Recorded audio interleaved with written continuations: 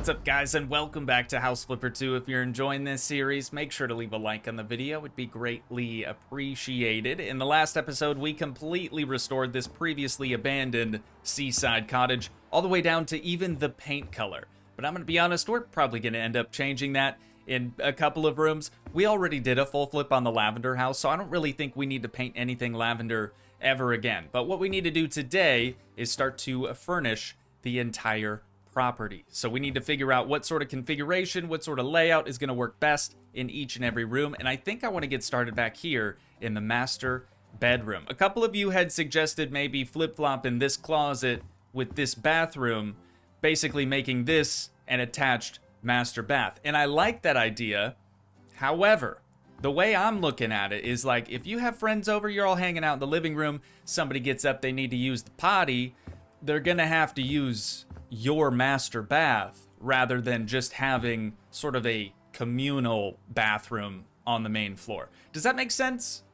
Maybe that's just me. I always like to try to start with the largest object in the room, and for a bedroom, that's obviously going to be the bed, but I'm kind of worried we might not have enough space for nightstands on either side. Oh, also, before I started recording this morning, I did go through the entire property and outfit it with some proper lighting, so that's already handled, taken care of. We even have an extra switch for the outdoor light, because normally if I did lighting on camera, that's probably something I would have forgotten. So I'm very glad that we just got that out of the way. But let's see if we can get some matching end tables or nightstands for this kilo. I don't even know if that's how you pronounce it, set. Oh, dude, you can just click. That changes everything.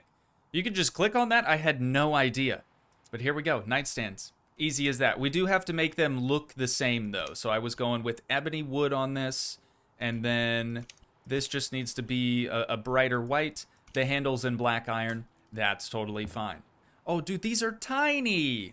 Okay, we've got plenty of space then. You know, we probably don't really need all this additional storage in the master since it does have an attached walk-in closet, but surprisingly, I wasn't really able to fit that much in here, and that's largely due to the fact that we have these three massive windows taking up valuable wall space. Obviously, I'm not going to put a wardrobe in front of the window. That would just look really gross, at least from the outside looking in. But I did add an ottoman and a nice big full-body mirror in here so that people could sit down to put on their shoes. I don't really know, actually. I can't be the only one that doesn't sit down to get ready in the morning. Maybe that'll change when I get older, I guess. But that is the master bedroom and attached walk-in closet now complete, so we can shut that door and move on to this bathroom. 2 very boring minutes later. We've got the essentials, a toilet, a shower, and a sink with a mirror. What we need to do now is probably tile in and around the shower so it doesn't look so weird, and also finally get rid of this lavender paint in here. It's just really not doing it for me. This immediately looks so much better. I decided to also get rid of the wood trim that we had around the ceiling and around the floor, and instead I just kind of surrounded the lower portion of the wall with tile. And of course, I went with subway tile. Again, you guys know it's my favorite tile. It works well in literally any scenario. Kitchen backsplash, bathroom backsplash, it doesn't matter. It's timeless. Though this time, I did go with a lighter gray grout. Typically, I'll do a white ceramic tile with like a black grout or sometimes a darker gray. But I decided to keep it a little light for this one. I think it looks good, but of course, let me know what you guys think down in the comments. So bathroom done. How did this door open? Why is this door open? I know I shut that door. Anyways, we're gonna get going now on the kitchen, which currently is green, but we might change that as well.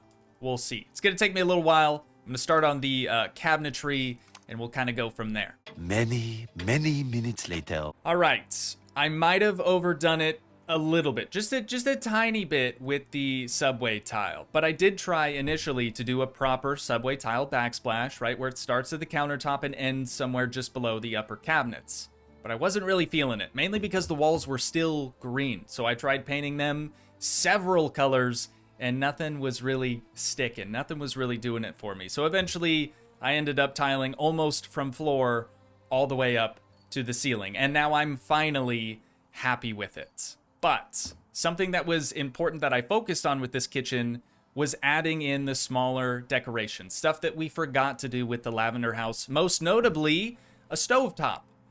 Completely forgot to add that in the lavender house, and I was really kicking myself after finishing that episode. But now we have a nice little coffee bar over here. You'll notice everything's yellow, and the only reason I did that is because we have the bright yellow door in the background leading out to our I guess you would call this a side porch. I don't really know, but I just thought that it would kind of tie everything together if we sort of use that yellow as an accent color for those smaller appliances. We also have a blender just chilling in the cabinet there. Moving around to the island, we have a dishwasher properly and accurately located next to the sink, right? Because the plumbing, they kind of share plumbing. Anyways, nobody really cares about that. We've got a sink in the island for a change, which is something new for me. And we have 3 nice little bar stools, all of course using the same wood type that we've been using elsewhere. I felt like that would really tie everything together nicely. Also, there's a lot of white going on in here, so having some darker wood color would probably help. And I think it has. So that is the kitchen now, completely finished. Sure, we could go through and add like other stuff in the cabinets, but the people who are buying this house are not going to care about that. They're not going to care about that whatsoever. Our personal home that we stay in, maybe that's something we could do there. But for something we're just going to turn around and sell, I don't really want to take the time to do it. So now we need a small table over here, somewhere else to eat apart from the bar top.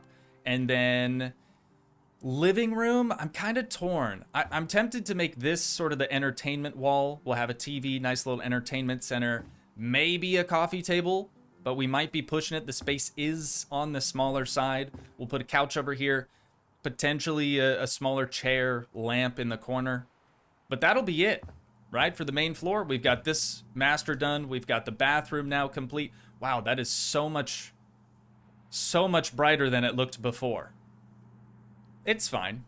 It's fine. The new homeowner can change some bulbs. So I'm going to get going on this, and then we can work our way upstairs. Moments later. I am very, very happy with how this main floor has turned out. Dude, I'll be honest, when we first started this project, I was a bit worried because I didn't see this happening at all in the beginning, but it's finally coming together. So we've got our additional seating area over here, just 2 extra chairs. I know that's not a lot, but we do have the 3 bar stools, so it should be fine. We have a little spot to sit down, take your shoes off, and a spot to store said shoes as well.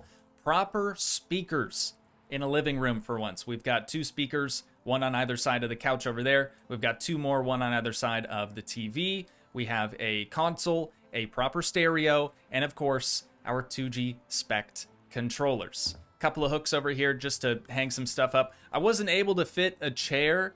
I probably could have fit like a really small one, but I just felt like it looked a little too cluttered in the corner. So just a lamp, just a nice light, because we kind of don't have any ceiling lights apart from the one on the staircase, but doesn't really do much for down here. And then of course, a big old rug, because there's a lot of tile.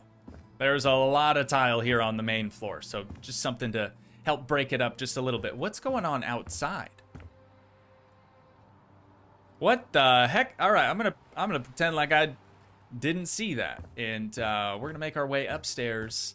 And the first thing, the first order of business, well, apart from turning on the lights, is getting rid of this purple. I don't know what I'm gonna do yet. I might go with white. I might go with a gray, perhaps a beige, or even this blue.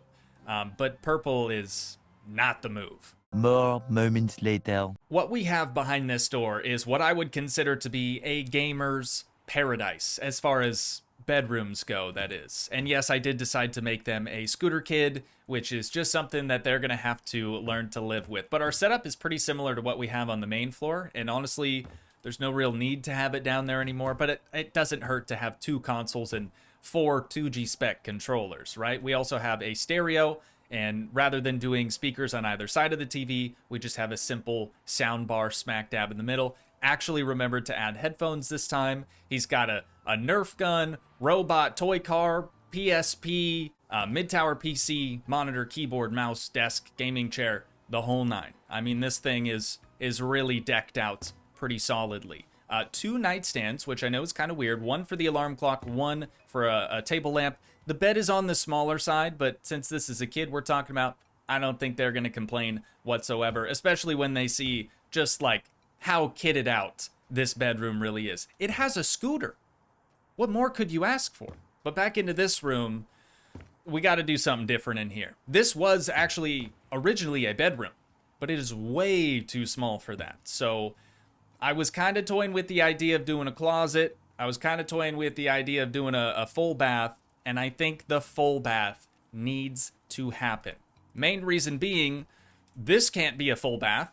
It's only good to be a closet, so it's just gonna stay a closet. But this needs some help. The only thing that I don't like about this house is how much smaller the main floor bathroom is compared to the upstairs bathroom. I mean, I laid them out similarly, but this one's definitely quite a bit larger. I mean, we have this whole corner. It's not really usable, but it's definitely bigger. Anyways, as you can probably tell, I decided to ditch the peach paint color, and instead we just went with the darker, more like royal blue throughout the entire thing. I think it looks pretty solid. Unsurprisingly, we have white subway tile yet again, but you just can't beat it. I mean, you could, but that would be weird. Also, I just noticed just a tiny little spot that I missed. We gotta fill in just right there. We did have to swap out the hardwood floor that was in here before for some tile because it's a bathroom now, and hardwood floor in a bathroom would get pretty gross pretty dang quickly. So I ended up just using the same tile that we used down in the main floor bathroom, and I think it looks spectacular. But that is this house now completely finished up, so all we have left to do is sell it. $192,000? Quick recap, we purchased the house for $135,000. We sold $15,000, almost $16,000 worth of stuff in it before, and we've spent $73,000 on the renovation. That is insane. All right, it's going to cost us just a measly $100 to put it up for auction. We've got Kyle, Zoe, and Valentina. 101, 102, 97. We're obviously going to go with the 102 offer. So their offer is actually $294,500. Honey. Plus, Kyle does appear to be a gamer. I mean, he's got his headset on, so this is probably the perfect house for him. There we go. So we made $102,000 on that flip. It's going to take some photos, and then we get to see the insane before and after. Like, this place looked so ratty, dude. So ratty before, so nasty. But now it is looking nice. The kitchen's way larger than it was before as well. We knocked out literally that entire wall.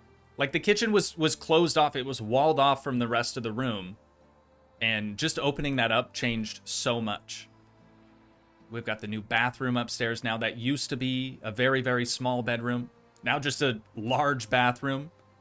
And that one had some serious glow up as well. What about the master? Is this the master? Yeah, so that was a dining room before. Honestly, it's been so long, I kind of forgot what it was. The outside just incredible, dude. Incredible. Chef's kiss. Wait, why the heck is why was the siding all messed up by the window? It's probably fine. Anyways, now that we're back at home, that is where we're going to wind things down at for today. So once again, if you guys did enjoy, please leave a like, leave a comment, help support the dream by smashing that subscribe button, and I will see you in the next one. Thanks so much for watching, guys. Peace.